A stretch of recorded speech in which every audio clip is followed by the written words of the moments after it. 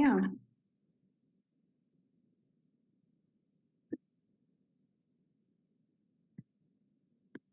Good afternoon, everyone. Good Sunday afternoon. And welcome to Up Close and Cultural with Dr. Kara Say. I am very excited to be here with you guys again on another beautiful Sunday afternoon. I will say that this week has been very, very, very busy and productive. I am I'm excited because I've gotten some more engagement regarding some things that we talked about last week, and I just want to talk about that before I get started with this week's topic, because I am definitely going to respond to the emails. Well, I have responded to the emails, but like I said last week on Wednesday, we were going to go on Clubhouse and talk about the bronze alert systems and talk about the some updates with the family court system and getting you guys some referrals and some things going on in that situation. However, that did not happen because, of course, the Kansas City Chiefs won the Super Bowl on Sunday. So, yay, that was a great thing. And then, of course, that week, everything after that regarding the activities and the celebrations here in the city behind that changed everything. So those of you who live here know that the parade for the Chiefs was held on Wednesday. So that is why we didn't get a chance to go live on my website. And I know I said Clubhouse earlier, I'm sorry, but I meant my Clubhouse. I didn't mean my Clubhouse, I meant my website. We did not get a chance to go live on my website and discuss the information that you sent or the information that we exchanged because of the victory of the Chiefs. So again, like I said, some exciting things have happened this week, and that was one of them. So please know I did respond to those emails and I did provide some information in there for you to look up and some follow-up questions as well. So please feel free to respond to those. And for those of you who ask, it doesn't matter how long the emails are or how many questions that you send. When it comes to topics of that nature, very sensitive topics, when it comes to your children or your family or anything at all, really, when it comes to me, as much information that you can provide, the better. I do not mind reading it. I am actively involved in this. This is definitely a passion of mine for personal and professional reasons. And I am all in. Completely all in. And everything that you give me, I read it. My staff doesn't read it unless I do have one person who is helping me with it because it is a lot of information, but that's just in regards to organizing it. But as far as the things we discuss and your personal information, I receive that. And I do read it. I read all of it, and I read it thoroughly. And I just want to first thank you for sharing your story with me. Your stories have definitely inspired me, and I hope to be of some encouragement and some help to you as well. And then for those who may just now be tuning in and who are unfamiliar or unaware of what I'm talking about, I have been for a while talking about some criminal justice reform and how that needs to spill over into the family court system and how as much, if not more, reform is needed within the family court system. And that is a part of the bronze alert system that I founded. So With the Bronze Alert system, I asked on last week because we are actually starting to put some things in motion that for those of you who have had issues within the family court system, be it in any of the surrounding areas, or definitely because I'm in the Kansas City metro area, so it doesn't matter if you're on the Kansas side or the Missouri side, it does not matter. So definitely send your information over, but regardless of where you are in the metro area, and regardless of where you are around the country, please send in your information if you feel as though you need help or resources, or you have a story that needs to be told and you feel as though you have not been able to get that story told, or you've been treated unfairly, your children have been mistreated, whatever the case may be, whatever your story is, and if you want it showcased, whether you decide to remain anonymous or not, that's fine. Your confidentiality is up to you. It's just the information that we need for the reform. And so with that, we will definitely have some of the families on the show to talk about their experiences with the court system, their experiences with the judges, their experiences with the guardian ad litem, their experiences with protection orders, their experiences with wraparound services, whatever the case may be, whatever your story is. And I'm finding that everyone's story is different, even though there is still a common thing, which is why we do this. And that is because it's needed. It is needed. If the court system is going to get involved in crimes, that's one thing, that's its own conversation, that's its own beast. However, when you start dipping into people's families and you have people, especially people who are charged with deciding whether a child stays with one parent or another, or whether a child is put in foster care, or whether a child is moved from one state to another, or when a person's safety is put in jeopardy or called into question, then we need people on the bench in regards to judges. We need guardian ad litem who are honest, and we need attorneys who are going to play by the rules or come to the table with clean hands, as they say in the legal field.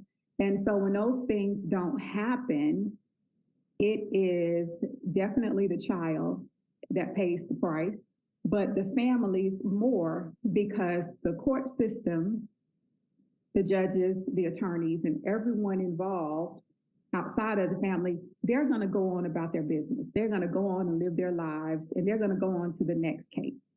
However, the family, be it that mother and that father, that aunt, that uncle, that foster parent, whatever the case may be, they have to be a family, and they have to continue to live and to operate in a family unit and do what is so-called what's in the best interest of the child after all of this happens. And if that very system that's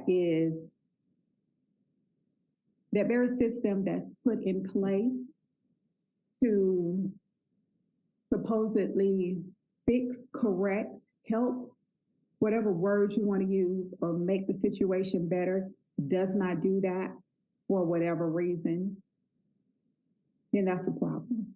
That's a problem, especially when they come in and make a contentious situation, an already contentious situation, worse.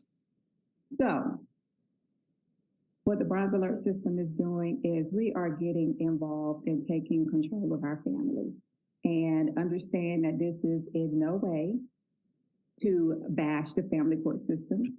I do believe that people come to work just as we all do with the best intention to do the best that they can.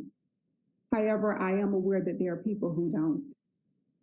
And those people who don't, we're going to name names, and we are going to show you the steps on how to file complaints against them with the state and with licensing boards or whatever that state or licensure requires, and hopefully to start a database of their behaviors. So when these things continue to happen, they can say, oh, well, I wasn't aware of that, or I wasn't aware that this law existed, or that this statute was not in place. Well, they will no longer be able to say that, because we will have a record and a trail on what they did and when they did it and when they were made aware of. So, with that being said, that is what we're doing. And with that, we need information. Do not need your personal information unless you want to share it, but definitely we need your story. But before anything else, the purpose of all of it is above and beyond everything else is to help and to take back our families and to reunify our families as we are finding, as we go along this journey. Being in certain areas, we find that outside of some of the nefarious behaviors, that a lot of these systems just are not culturally sensitive.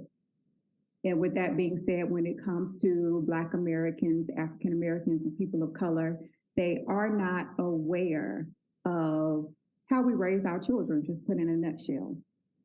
They do not understand AAVE, which is the way we speak. We used to call it Ebonics, but now it's called AAVE or urban language, however you want to say it, but it's more commonly called AAVE. So certain things that, or certain conversations, and assuming that all are appropriate, okay? Certain conversations that may happen between a Black mother and her Black daughter may not transition the same between another ethnic group, between that mother and her daughter, or a Black father and his son. And case in point, Black fathers oftentimes have to talk to their sons, not oftentimes, but this is a necessary conversation. I was getting ready to put in age when I said oftentimes, but all the time, Black fathers have to talk to their sons about their encounter with the police and what that entails, how they behave, how they interact, so forth and so on. Whereas that same conversation that the Black father has with his son is not the same conversation that another ethnic race would have about the police with their son. And of course, mothers, aunts, and uncles will have the same conversation with their sons or nephews, whatever the case may be. So again, all of these factors come into play, and we want to give you the opportunity to talk about it, because another piece that's missing is that these people get involved in your life and they do not give you the outlet to speak about it without holding you unnecessarily accountable for your actions or your behavior when you simply just needed to. And I will just leave it at that. And so we want to change that. And it's going to take a group effort. And I just, again, want to say thank you to everyone who has sent the emails, and you can send them to me. I will definitely respond to them.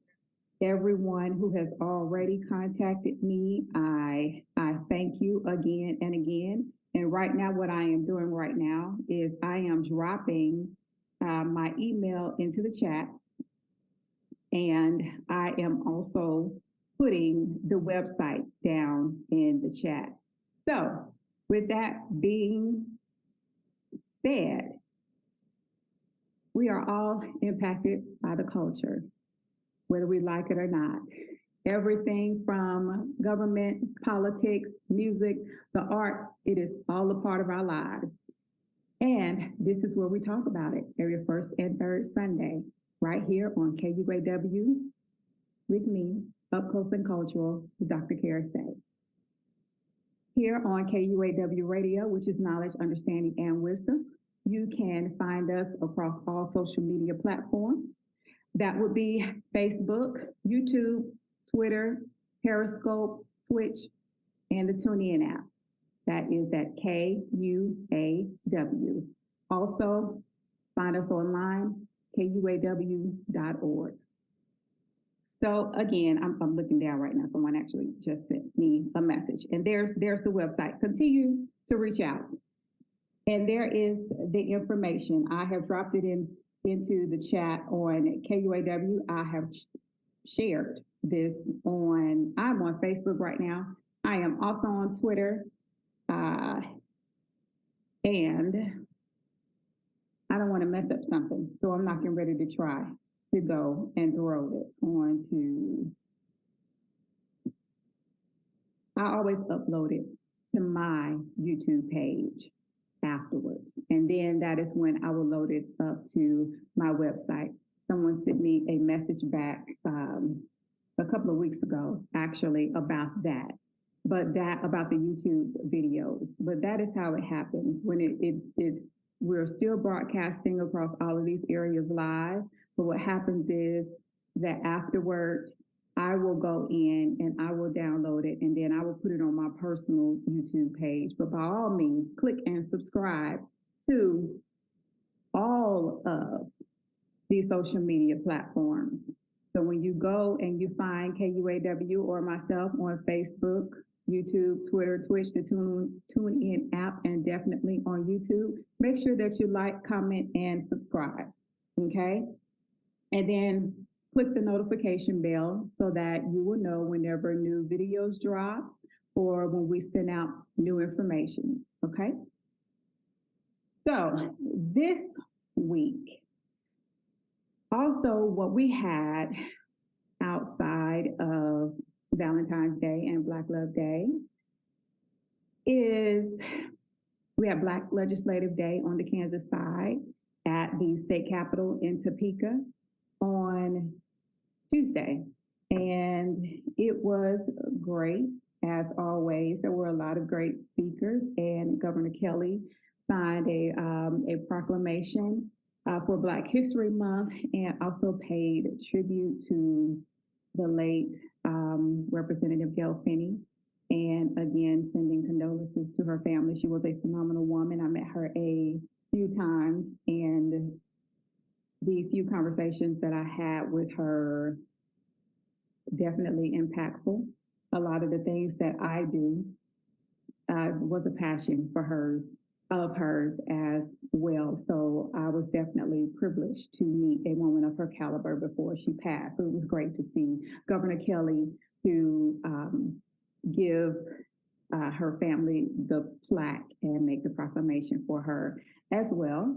Again, it was a great time, and to see everyone who contributed and who continues to participate in Black Legislative Day, because it is important and incumbent upon our community that we get involved in the issues that impact us as a people and as African Americans. And also, again, shout out to my sorority sisters, the ladies of Delta Sigma Theta sorority. It was also Delta Days. at the Capitol as well, and a lot of the ladies showed up and participated as well.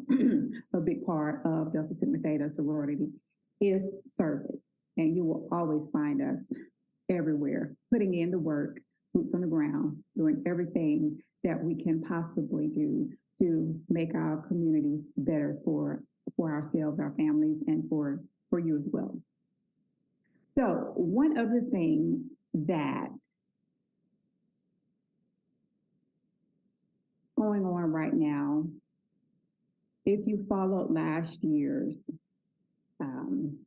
legislative session, you will find that a lot of the bills and the legislation that was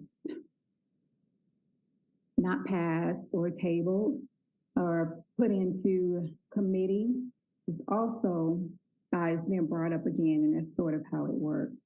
I know there is a lot of conversation,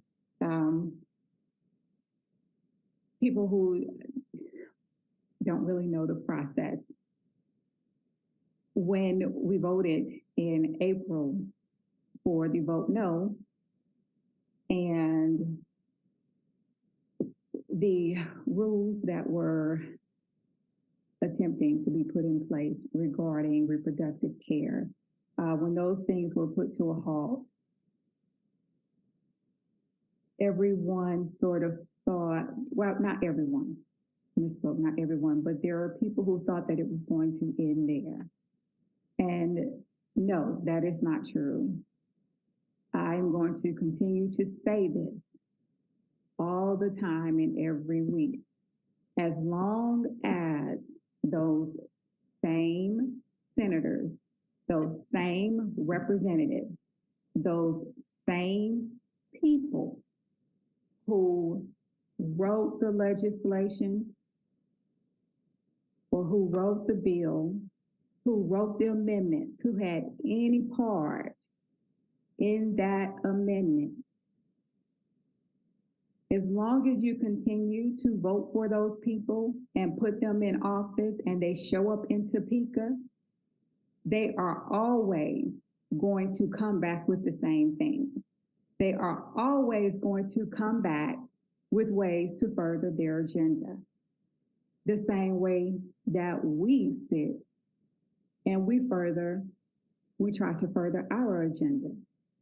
So the Vote No campaign didn't work. They are going to find other ways for it to work.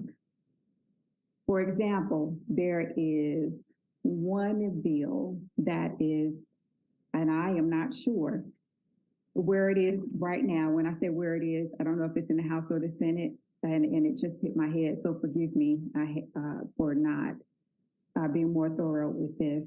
But there is a bill, I will write it down so I can make sure that I put it in the chat. But again, because the vote no didn't pass, there is a bill that one of the legislators have put in place. And what it is saying, or what it's doing, is trying to prohibit physicians from being able to prescribe the abortion pill via telemedicine, which means that any woman who needs that service would have to go into a clinic or into her doctor's office or into their doctor's office and have an appointment, and then to be prescribed the pill, and then have some other follow-up care behind that. I have not read the whole thing. And what I will say is that it is unnecessary. It is unnecessary. And also understand that when you hear this information, you always hear the part about the sky is falling first before you get the real information. So I will preface this by saying this. With all medication, there's a risk. With Tylenol, there's a risk. Okay, with eye drops, there's a risk. There's nothing that is foolproof. And if you read any bottle, it will tell you what the risks are. And those risks are so minimal that it is okay for you to take it. That is the point of going through testing, that is the point of going through trials, and that making it available to you with minimal risk is why we have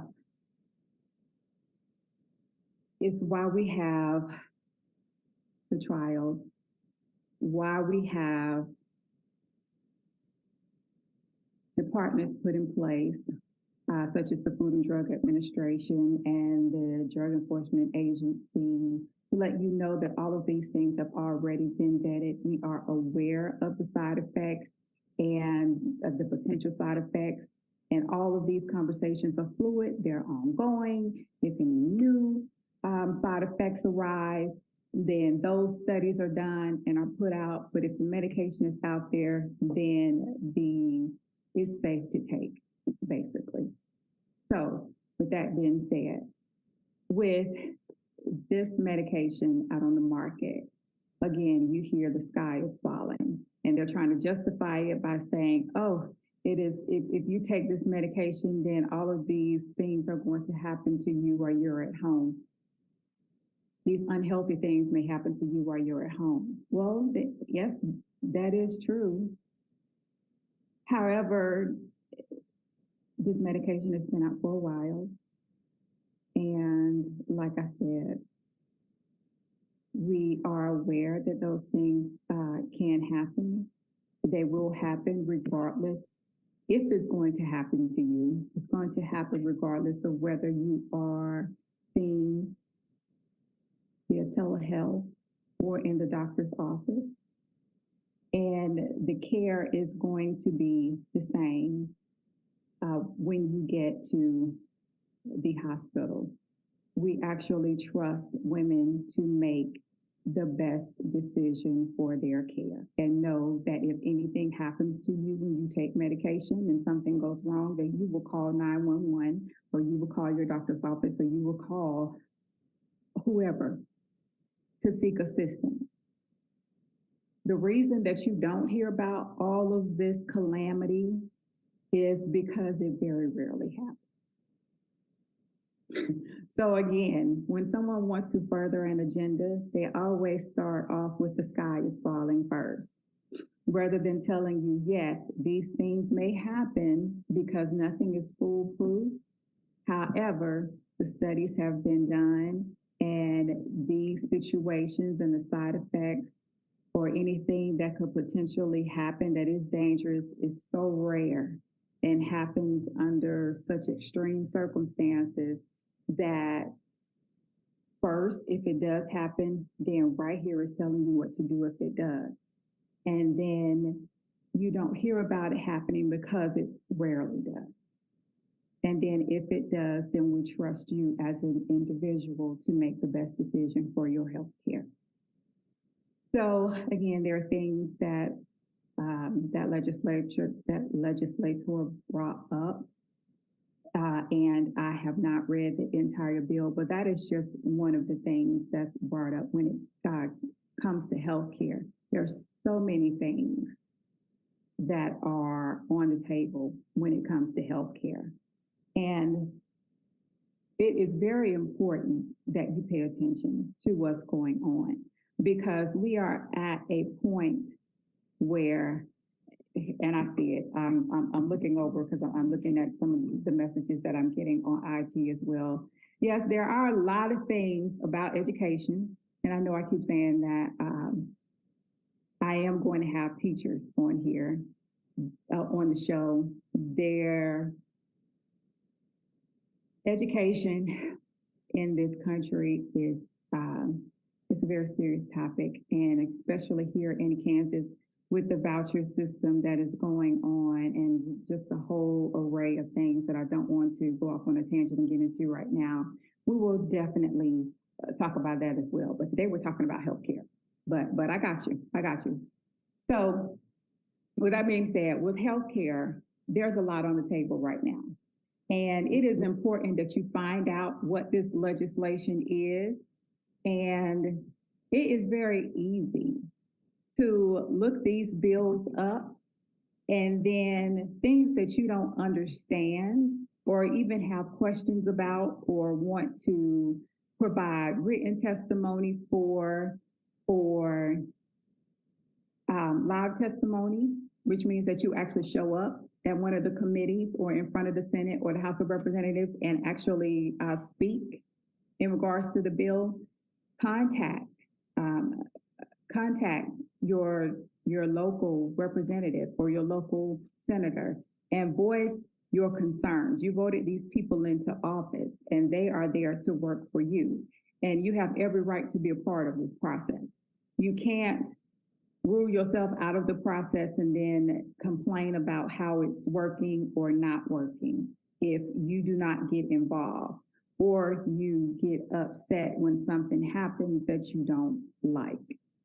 Also, you can go to the website, and both on the Kansas and the Missouri side, and you can find out where all of these bills are, and you can read up on them. You can find out when they are going to the various committees, and you can find out where they are, when they will pass, if they're passed, if they're going to be vetoed, or if they have been vetoed. You can find out all of this information on your state's website. I know Kansas is kslegislature.org. Let me see what Missouri is right quick while I'm saying that. And I will put both of those in the chat. But I know that Kansas legislature is kslegislature.org, and that's going to give you information on the House as well as the Senate. And then you will be able, if you don't know who the people are who represent you in your districts, then you will be able to also go on those sites and find out who they are. You could put in your address and it'll tell you who you represent. Okay, so Missouri is a little different. Missouri is mo.gov. That is very simple. So I am going to type those right now. So the Kansas legislature is kansaslegislature.org.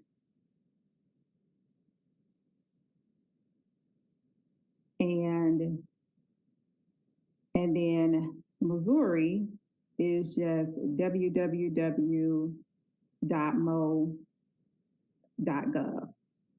And you will be able to go whichever side you live on, whichever side of the border you're on. You'll be able to go in there, find the bills, track the bills. You can get alerts on what's passing, any information that you want to know. And you will also be able to find out who your representative, senator is. You can also get copies of the bills and print them off. You can print them off at home, then you can go to the library and print them off. So maybe I'll do that one day. Maybe I'll go on the website and we will talk about how to navigate through them and show you where all of the information is that you may need. Okay? So back to healthcare. So one issue that I find very alarming, one of the issues that I find very alarming, because there's so many right now that are on both sides of the border, specifically when it comes to Kansas, I want you to first understand this. I know you're seeing in the media, there are a lot of words that come out or a lot of phrases that have been commandeered. And you will see how one week they mean one thing, and then the next week you hear it from an opposing party and they mean something negative. Um, for example, CRT, which we all by now know. I hope we all know that CRT is a graduate level course that is taught. It's an elective course that is taught in law school. So not even all law school students take it. Along the line, some conservatives taken that term and turned it into a curriculum for grade school, or have erroneously said that CRT is a curriculum in grade school, where that's being taught in our secondary elementary schools, that somehow teaches one race to hate another, which is far from the truth. And that's just one example. Let's go all the way back to Black Lives Matter, especially being here in the Midwest.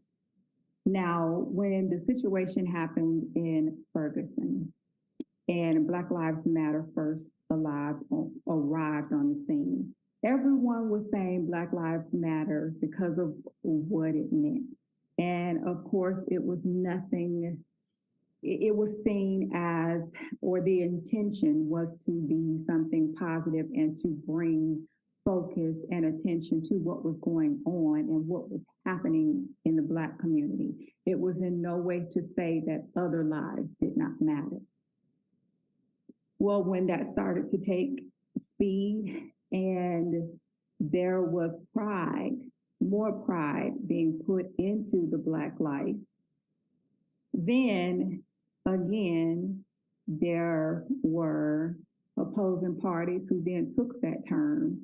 And I can't even say it was opposing parties. There were actually some Black people who took it because Black Lives Matter was not copywritten, it was not trademarked. Everyone took Black Lives Matter and made it into their own.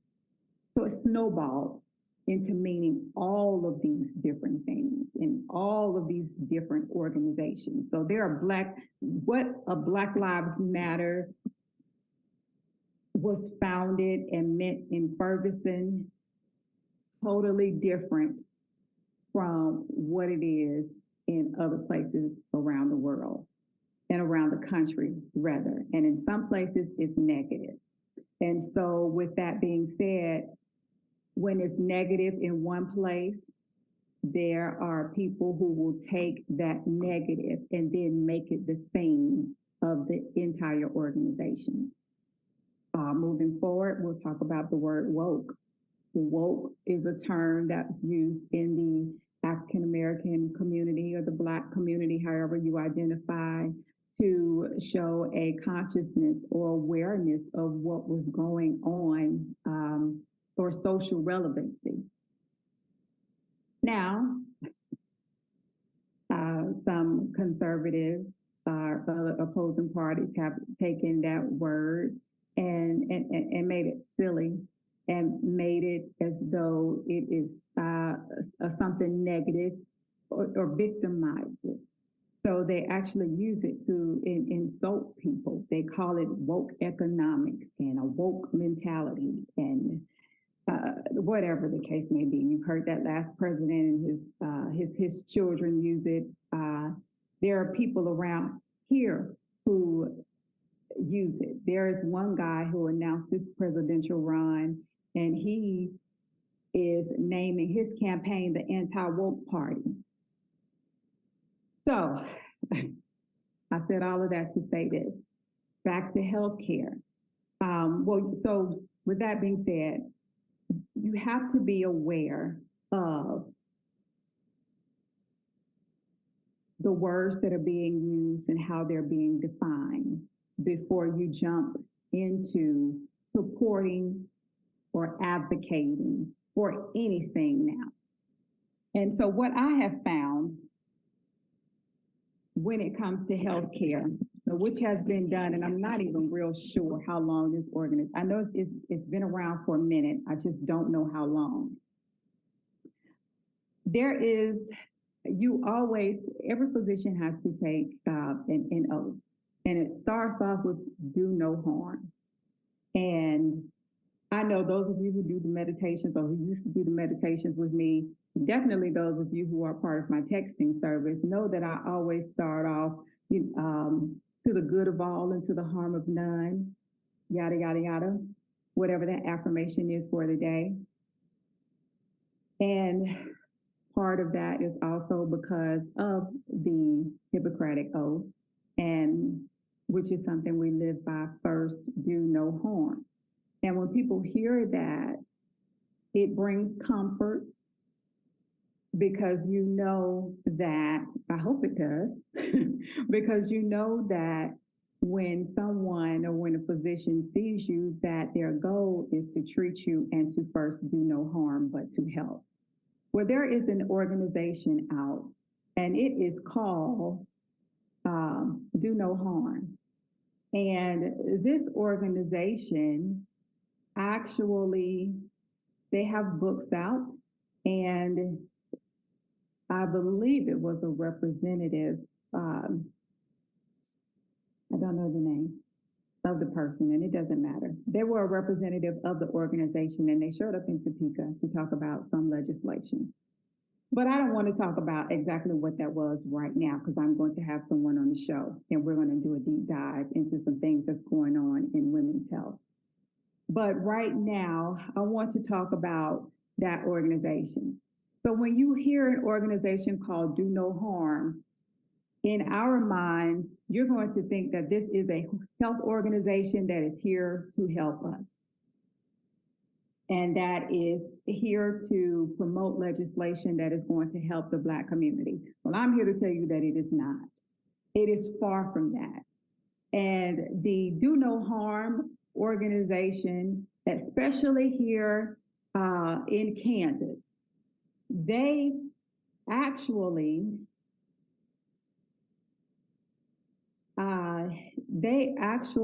want to remove all of the safeguards, all of the anti-discrimination policies, be it anything in healthcare that is related specifically to the African American community or people of color. They want to strip it.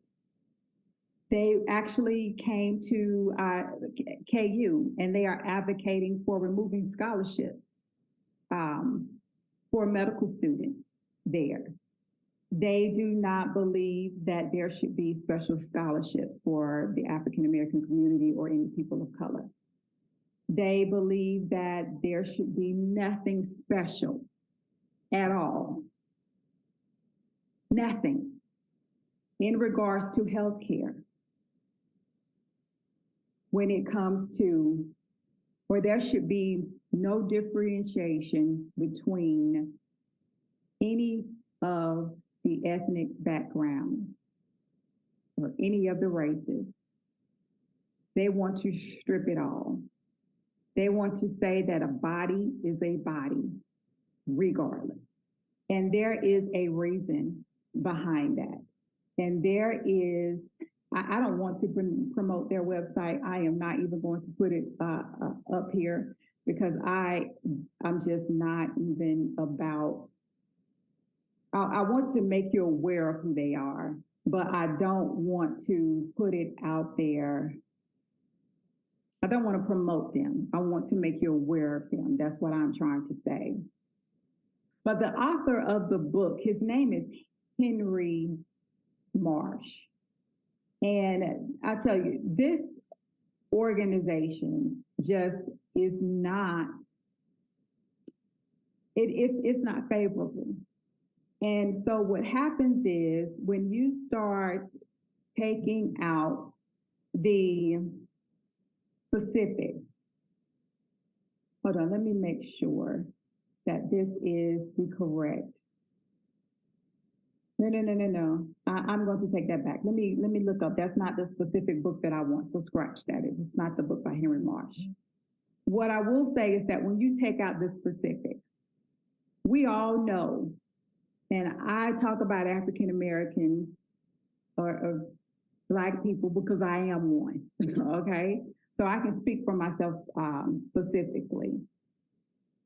Other ethnic races do not die or are affected by or in the same proportion as we are by diseases like heart disease, type 2 diabetes, sickle cell anemia, lupus, and I could go on. Those things are specific. And so when it comes to our community, we have to, it's not about racism, it's about being smart. In order to help you specifically, I need to know about you specifically. If I can find out about what will help you because of your genetics, which is how medicine works, then that is what I need to do. The Do No Harm campaign says that we are all people, and genetics, I'm paraphrasing all of this and I'm trying to make this as, because this is a family show, and because we broadcast this around all social media platforms, there are certain words that you can't say, and you have to say things in a certain manner so things are not stricken or taken down or you get in trouble for it. They are trying to say that it doesn't matter. And of course, when you start taking away those safeguards, then you stop researching what is best for a specific race. And of course, when that happens, what is that race? If you strip away a specific race and make it about one, being that we all are not the same, then how do you do your research? How does that happen? So for me, it just logically doesn't even make sense. However, if you read what they say in, I call it propaganda, but if you read what they say, they have a way of using words and terminology to make it make perfect sense, and it does not. So there's this whole movement, and it is definitely called, it's definitely a movement, and they are making it appear as though it is identity politics, and they're trying to strip away the identity politics in healthcare, and that's not what it is. They are trying to compare it to CRT, as I said before, but they've also gone as far as to compare it to defund the police. And so they are putting healthcare up against these two polarizing things, which should be a red flag anyway, because anytime anyone gives you information and it's information given to you in a way to provoke any kind of anger or get a rise out of you, then I would be wary of that person and that information to begin with. And definitely I'm not telling you not to pay attention. I am telling you to be aware of how you pay attention and to stop and vet the information for yourself. Understand that just because they come to you with an organization called Do No Harm, that is not always the goal. And then ask yourself, do no harm to whom? I will end this by saying that, the DEI, or diversity, equity, and inclusion, it is needed and it is necessary, and they want to strip it. And I would advise you to be aware. Look it up. I know I was very general in this about this organization, and that is because we are going to do a deep dive into this organization, because I'm going to have two of the doctors who were at the Black Legislative Day on the show so we could talk about health-related issues and maternal rates with African American women. Specifically, we're going to talk about that and how it relates to the Do No Harm campaign. We're going to do a deep dive into that. So that is when I will get more in detail with the Do No Harm campaign. For those of you who saw the ad or the advertisement for the show today, I said something about the consent law and how if you have ever been sedated, heavily sedated or under anesthesia at a hospital, then there is a possibility that you have undergone a pelvic and or prostate exam and weren't aware of it, especially here in Kansas and Missouri, because it's legal. And it is legal because of the informed consent. And because of all of the paperwork that you sign in the hospitals, you are actually giving a lot of, you're giving up a lot that you may not be aware of or that you may not agree to. And that is why if you ever book an appointment with me, I advise everyone to read. First, let me say, we don't do this in my office. Say that first. But I advise everyone to read the information, read all of the paperwork so that you have a chance to sit down and read the information, know what you're agreeing to before you actually come into the office. You can do this at any hospital, at any clinic, wherever you go. And this practice is not uncommon. With medical students for years have always experimented or gotten their knowledge base from actual living human beings or corpses. And it is through voluntary or involuntary basis. And in a nutshell, what happens is for women and men, on that consent form, when an anesthesiologist comes in and you sign that paper saying that you agree to take that medication that's going to knock you out so they can do the surgery or whatever procedure, you are also agreeing to a medical student to come in and do a pelvic exam on you or a prostate exam on you. I will actually load I'm going to get a generic one because I need to blot out some names and things on it, and I will put it up on the site and I will show you the language that's being used. So that's how it's legal. There are certain states, there are 24 states who have outlawed this because it's coming to light. But I will tell you that Kansas and Missouri is not one of them. And there's actually one woman who woke up last year. She woke up in the middle of an exam. She woke up hearing voices, and then she woke up in the middle of the exam. She woke up to the med student actually performing the exam and having the tools in their hands and whatever the case may be actually inside her cavity. And that was very alarming to her. There was another young lady, and this, I believe she reported it. I can't believe it was to the Star or to the news, but she reported that she actually had pain down there.